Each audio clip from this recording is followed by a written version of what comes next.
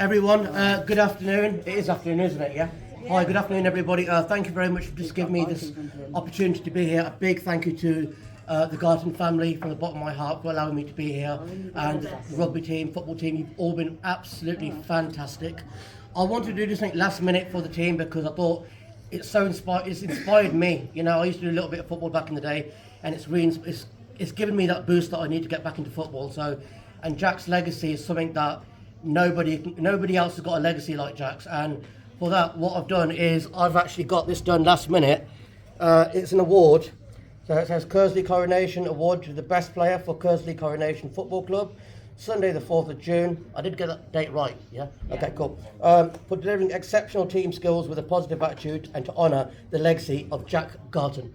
One of the things I loved to see today was the whole family coming together as one. One of the things that Jack used to say to me is, we are one. If you don't like it, tough. And you know what? For what I've seen today, I didn't just see a family come together. I've seen an absolute legacy being fulfilled. And I couldn't have asked for a much better opportunity to come out and speak to you guys. I'm nervous as hell, shaking hands and all, but I wanted to honour Jack's legacy. And I've got some of the drone footage, as you guys seen, the drone flying over.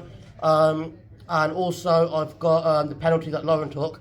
And after consideration with Jamie, is it? Jamie? Yeah. I get mixed up between Jamie and James, so my apologies. So, without further ado, ladies and gents, I would like to award Lauren Garton with this award.